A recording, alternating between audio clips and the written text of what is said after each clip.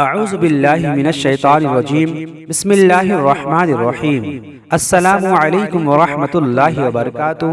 عزیزان ملت اسلامیہ، آج پھر سے میں آپ کے سامنے ایک بہت ہی بہترین ویڈیو کے ساتھ حاضر ہوا ہوں، جس میں ہم انشاءاللہ تبارک و تعالی صلاۃ التسبیح پڑھنے کا طریقہ بتائیں گے۔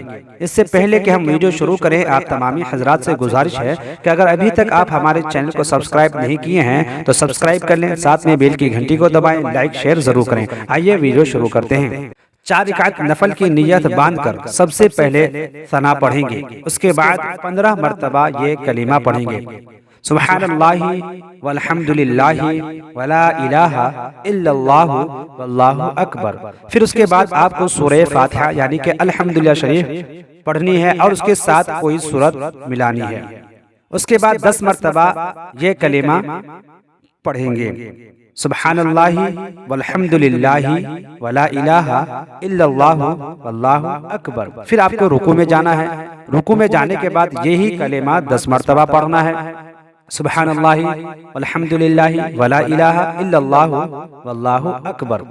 پھر قومے کی حالت میں یعنی کہ رکوع سے اٹھنے کے بعد سجدے میں جانے سے پہلے 10 مرتبہ یہی کلمہ پڑھا جائے گا۔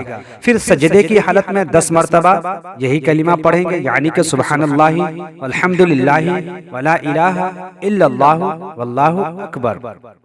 پھر جلسے کی حالت میں یعنی کہ سجدے سے اٹھنے کے بعد دوسرے سجدے میں جانے سے پہلے 10 مرتبہ یہی آپ کو کلمہ پڑھنا ہے: سبحان اللہ والحمد للہ ولا الہ الا اللہ واللہ اکبر۔ دوسرے سجدے میں جائیں گے، دوسرے سجدے میں جانے کے بعد بھی یہی کلمہ آپ کو 10 مرتبہ پڑھنا ہے۔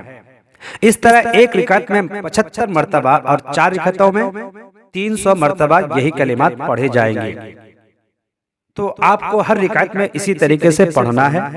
اس نماز پڑھنے والے کے گناہ اگرچہ ریت کے برابر ہی کیوں نہ ہو، اللہ تبارک و تعالی اس نماز پڑھنے والے کے تمام گناہوں کو اس نماز کے سبب سے معاف فرما دیتا ہے۔ تو اللہ تبارک و تعالی کی بارگاہ میں دعا ہے کہ ہم تمام مسلمانوں کو نماز پڑھنے کی، صلاۃ التسبیح پڑھنے کی توفیق و رفیق عطا فرمائیں۔